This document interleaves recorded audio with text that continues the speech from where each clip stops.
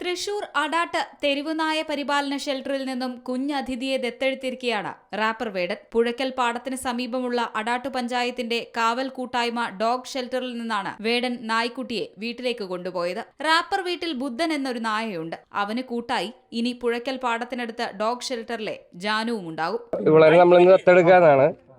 തെരുവ് നായ്ക്കൾ എന്ന് പറഞ്ഞൊരു നായ്ക്കളില്ല എന്നുള്ള കാര്യം നമുക്കറിയാം. നായ്ക്കള് ജനിതകപരമായിട്ട് നമ്മുടെ കൂടെ എവല്യൂഷന്റെ ഭാഗമായിട്ട് നമ്മളെ ഹോമോസാപ്പിയൻസിനൊക്കെ ഇത്രയും കാലം സർവൈവ് ചെയ്യാനൊക്കെ സഹായിച്ചിട്ടുള്ള ഒരു ജീവിയാണ്. അപ്പൊ നായ്ക്കളെ നമ്മൾ തന്നെ ഒഴിവാക്കി എടുത്തതാണ്, മനുഷ്യന്മാര് തന്നെ. അപ്പോ പിന്നെ നമ്മളൊരു കൊളോണിയലൈസ്ഡ് രാജ്യമായ കാരണം നമ്മുടെ സ്ട്രേ ഡോഗ്സിന്റെ കാര്യത്തിൽ നമുക്ക് പറ്റിയതാണ്.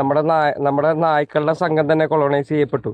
ഇപ്പൊ എല്ലാം വൈദേശിക നായ്ക്കളാണ് ഉള്ളത്. അതുകൊണ്ടാണ് ഇവറ്റ തെരുവിലേക്ക് തള്ളപ്പെട്ടിട്ട് തെരുവ് നായ എന്ന് പറഞ്ഞൊരു നായ തന്നെ ഉണ്ടായിരിക്കുന്നത്. അപ്പൊ നമ്മൾ ആ സാധനത്തിനെ മാറ്റിയെടുക്കണതിന്റെ ഭാഗമായിട്ട് ഗവൺമെന്റിന്റെ കാവൽ എന്ന് പറഞ്ഞ പദ്ധതിയുടെ ഭാഗമാണ് നമ്മൾ. അപ്പൊ ഞാൻ ഇവളേനെ എടുക്കുകയാണ്. ഇനിയിപ്പോ ഇവളെ നമ്മുടെ കൂടെയാണ് ജീവിക്കാൻ. വീട്ടിലൊരാളുണ്ട്, ആൾക്കും ഒരു കമ്പനി ആയിരിക്കും.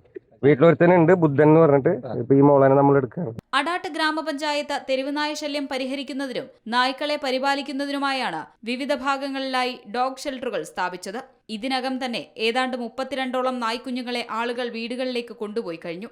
ഞാൻ ഈ ഗ്രാമപഞ്ചായത്ത് അസോസിയേഷൻ പ്രസിഡന്റ് ആയപ്പോൾ എന്നോട് കൂടുതൽ ആളുകൾ ആവശ്യപ്പെട്ട ഒരു കാര്യമാണ്. രണ്ടാമത് അടാട്ട് പഞ്ചായത്ത് പ്രസിഡന്റ് ആയപ്പോൾ എല്ലാ ഗ്രാമസഭയിലും ഈ വിഷയമാണ് വന്നത്. പിന്നെ ഒരു പരിഹാരം എന്ന രീതിയിനകത്ത് ഏകമാർഗം എന്ന് പറയുന്നത് ഇവരെ തെരുവിൽ നിന്നും വീട്ടിലേക്ക് മാറ്റുക എന്നുള്ളതാണ്. അപ്പോൾ നമ്മളിപ്പോൾ ഇത് 32ാമത്തെ കുഞ്ഞാണ്. കാലത്ത് ഒരു കുഞ്ഞിനെ കൊടുത്തു, ഇന്ന് 32ാമത്തെ കുഞ്ഞിനെയാണ് കൈമാറുന്നത്. ഈ സീസണിൽ നമുക്ക് ഈ ജൂൺ ജൂലൈ സീസണിൽ പരമാവധി 100 കുട്ടികളാണ് ഈ പ്രദേശത്ത് കിട്ടുക. നവംബർ ഡിസംബറിൽ വീണ്ടും അത്തരത്തിൽ കുട്ടികളെ കിട്ടാൻ സാധ്യതയുണ്ട്.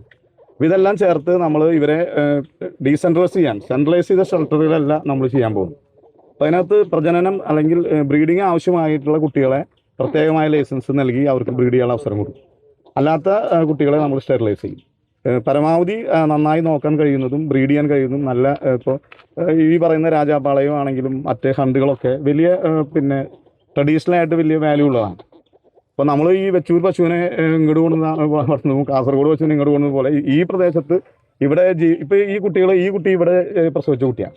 അപ്പോൾ ഈ നമ്മുടെ നാടിന് ഒരുങ്ങുന്ന ഒരു രീതിയിലുള്ള കുട്ടികളെ നമ്മൾ വീട്ടിലേക്ക് മാറ്റുകയും അതിനെ സമൂഹത്തിലെ പ്രധാനപ്പെട്ട ആളുകൾ അഡ്രസ്സ് ചെയ്യുകയും ചെയ്തു കഴിഞ്ഞാൽ ഒരു വലിയ രീതിയിൽ ഇത് പരിഹരിക്കാൻ കഴിയും. അപ്പോൾ നമ്മൾ അടുത്ത ഘട്ടത്തിൽ ഈ വലിയ നായ്ക്കളെ പകൽ കൂട്ടിലും രാത്രി അയച്ചു വിടാൻ കഴിയുന്ന രീതിയിൽ ട്രെയിൻ ചെയ്യുന്ന ആളുകളെ ഞങ്ങൾ സംഘടിപ്പിച്ചിട്ടുണ്ട്. തെരുവ് നായ്ക്കളെ ആട്ടിയോടിക്കുന്നതും ആക്രമിക്കുന്നതുമാണ് മനുഷ്യനെ അവ ആക്രമിക്കാനുള്ള കാരണമെന്നാണ് അടാട്ട് ഗ്രാമപഞ്ചായത്ത് അധികൃതരുടെ നിലപാട്. പുതിയ കർമ്മപദ്ധതി വഴി കൂടുതൽ ആളുകൾ നായ്ക്കുട്ടികളെ ഏറ്റെടുത്ത് വളർത്തുമെന്നാണ് അധികൃതരുടെ പ്രതീക്ഷ. സീ മലയാളം ന്യൂസ്, തൃശൂർ. ഏറ്റവും പുതിയ വാർത്തകളും വിശേഷങ്ങളും വിരൽത്തുമ്പിലറിയാൻ സീ മലയാളം ന്യൂസ് എല്ലാ ഡിജിറ്റൽ പ്ലാറ്റ്ഫോമുകളിലും ലഭ്യം.